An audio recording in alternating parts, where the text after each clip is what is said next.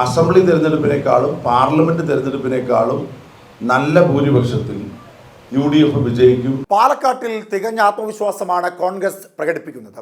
കോൺഗ്രസിന്റെ സിറ്റിംഗ് സീറ്റായ പാലക്കാട് നിയമസഭാ മണ്ഡലം, പാലക്കാട് നഗരസഭയും 3 പഞ്ചായത്തുകളും ചേരുന്ന പാലക്കാട് നിയമസഭാ മണ്ഡലത്തിൽ കഴിഞ്ഞ തവണ MLAയുടെ ഓഫീസ് വരെ തുറന്നുകൊണ്ട് BJP ശക്തമായ പ്രചരണങ്ങൾ നടത്തിയെങ്കിൽ പോലും 3000 വോട്ടിൻ്റെ ഭൂരിപക്ഷത്തിലായിരുന്നു ഷാഫി പറമ്പിൽ അവിടെ വിജയിച്ചു വന്നത്. അത്തരത്തിലൊരു സിറ്റിംഗ് സീറ്റായ കോൺഗ്രസിൻ്റെ ഏറ്റവും പ്രധാനപ്പെട്ട ശക്തി കേന്ദ്രമായ പാലക്കാട് രാഹുൽ മാങ്കൂട്ടത്തിനെ സ്ഥാനാർത്ഥിയാക്കുന്നു. ഷാഫി പറമ്പിലിനെ പോലെ തന്നെ അന്തിചർച്ചകളിലും മാധ്യമങ്ങളിലൂടെ എല്ലാം പ്രശസ്തനായ കോൺഗ്രസ് നേതാവായ യൂത്ത് കോൺഗ്രസിൻ്റെ സംസ്ഥാന അധ്യക്ഷനായ രാഹുൽ മാങ്കൂട്ടം പാലക്കാട് സ്ഥാനാർത്ഥിയാകുമ്പോൾ സ്വാഭാവികമായും കോൺഗ്രസിൻ്റെ ആത്മവിശ്വാസം വർദ്ധിക്കും. കൂടാതെ തന്നെ അവിടുത്തെ രാഷ്ട്രീയ സാഹചര്യങ്ങൾ, ട്രോളി വിവാദം, ഏറ്റവും ഒടുവിൽ പത്രങ്ങളിൽ നൽകിയ പരസ്യമടക്കമുള്ള കാര്യങ്ങളിൽ കോൺഗ്രസ് അനുകൂലമായ ചില മുൻതൂക്കങ്ങൾ പാലക്കാട് പ്രകടമായിരുന്നു. അതുകൊണ്ട് തന്നെ പാലക്കാടിൻ്റെ രാഷ്ട്രീയ ചരിത്രം പരിശോധിച്ചാലും, പാലക്കാട് ചർച്ചയായ വിഷയങ്ങൾ പരിശോധിച്ചാലും, പാലക്കാട്ടെ സ്ഥാനാർത്ഥിയെ സംബന്ധിച്ചുള്ള ചർച്ചകൾ വന്നാലും തങ്ങൾ തന്നെയായിരിക്കും വിജയി എന്ന് ഉറപ്പിച്ചു പറയുകയാണ് കോൺഗ്രസും കോൺഗ്രസ് നേതാക്കന്മാരും. പാലക്കാട്ടെ തെരഞ്ഞെടുപ്പിന് ചുക്കാൻ പിടിച്ച് നേതൃത്വം നൽകിയത് മുൻ MLA ആയ ഷാഫി പറമ്പിലും നിലവിൽ പാലക്കാടിൻ്റെ MP ആയ VK ശ്രീകണ്ഠനും ഒപ്പം കോൺഗ്രസ് നേതാക്കന്മാരും DCC അധ്യക്ഷനും എല്ലാവരും കൂടെ ചേർന്നായിരുന്നു.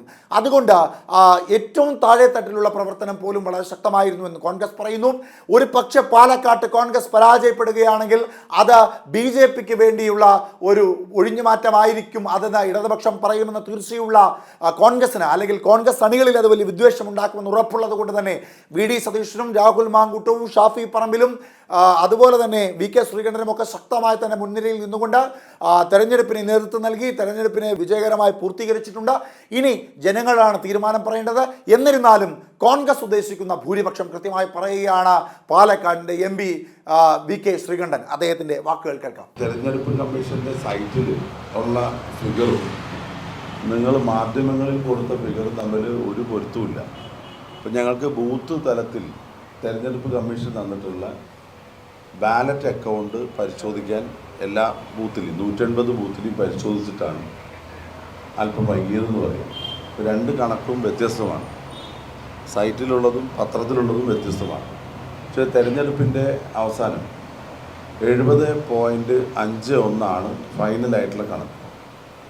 ഇപ്പോൾ പോളിംഗ് ശതമാനം, ഈ പോളിംഗ് ശതമാനം വെച്ച് കഴിഞ്ഞ പാർലമെൻറ്റ് തിരഞ്ഞെടുപ്പിനേക്കാളും 1% പോളിംഗ് ആണ് കുറഞ്ഞിട്ടുള്ളത്. നിങ്ങൾക്കറിയാം, പാർലമെൻറ്റ് തിരഞ്ഞെടുപ്പിൽ UDFന് 9707 വോട്ടിൻ്റെ വ്യത്യാസമാണ്. തിരഞ്ഞെടുപ്പ് കഴിഞ്ഞിട്ടും നടത്തിയ പ്രചരണങ്ങൾ അത് ഏത് ഭാഗത്ത് നടന്നു എന്നറിയില്ല. പാലക്കാട് നഗരസഭയിൽ വോട്ട് വളരെയധികം വർദ്ധിച്ചു. അത് BJPക്ക് മേൽക്കൈയുള്ളതാണ് പാലക്കാട് നഗരസഭ. അതുകൊണ്ട് പാലക്കാട് നഗരസഭയിൽ 75% അല്ലേ, ആദ്യം ചാനലിൽ കാണിച്ചത് വൈകുന്നേരം 75% പാലക്കാട് നഗരസഭയിൽ നിന്ന്. പിന്നെ ഇന്ന് പത്രങ്ങളിൽ വന്നിരിക്കുന്നത് 71%. യഥാർത്ഥത്തിൽ തെരഞ്ഞെടുപ്പ് കമ്മീഷൻ തന്ന കണക്ക് പ്രകാരം 67% ഉള്ളത്. കഴിഞ്ഞ തെരഞ്ഞെടുപ്പിനേക്കാളും 74 കഴിഞ്ഞ 75. പാലക്കാട് മുനിസിപ്പാലിറ്റി മാത്രം 75 നടന്നു, 70%. അത് 67% എന്ന് വെച്ചാൽ 8% കുറവാണ് പാലക്കാട് നഗരസഭയിൽ പോളിംഗിൻ്റെ കുറവാണ് ഉണ്ടായിട്ടുള്ളത്.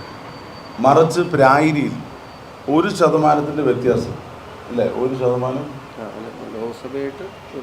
ലോക്സഭയായിട്ട് 1% വ്യത്യാസമുള്ളൂ. അവിടെ 71% അവിടുത്തെ പോളിംഗ് നടന്നിട്ടുള്ളത്. അപ്പോൾ UDFൻ്റെ ശക്തി കേന്ദ്രങ്ങളിൽ ഒട്ടും വോട്ട് കുറഞ്ഞിട്ടില്ല. BJPയുടേതാണെന്ന് പറയപ്പെടുന്ന മേഖലയിൽ പാലക്കാട് മുനിസിപ്പാലിറ്റിയിൽ 8% കുറഞ്ഞിരിക്കുകയാണ്. മാത്തൂർ കണ്ണാടി പഞ്ചായത്തിലേക്ക് പോളിംഗ് വർദ്ധിച്ചിരിക്കുകയാണ്, ശതമാനം വർദ്ധിച്ചിരിക്കുകയാണ്.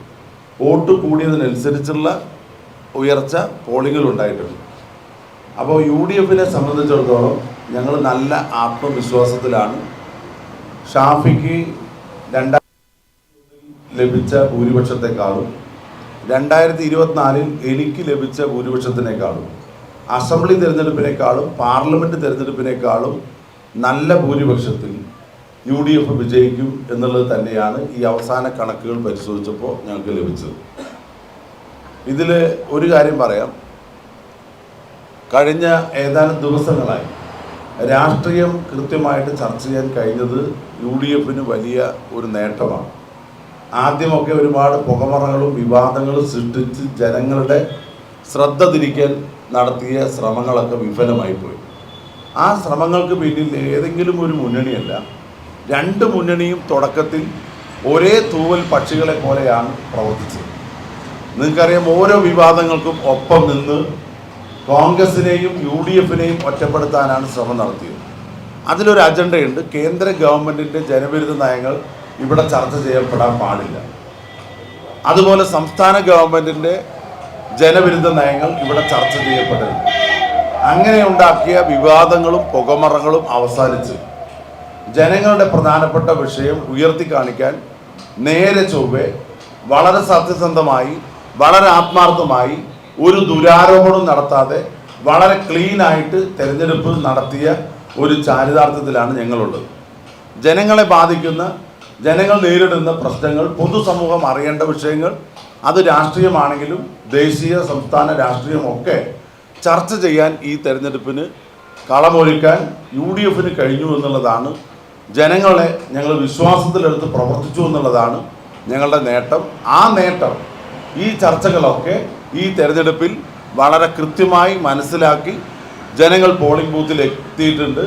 അതിൻ്റെ ഏറ്റവും അനുകൂലമായിട്ടുള്ള ഒരു സാഹചര്യം UDFനാണുള്ളത്.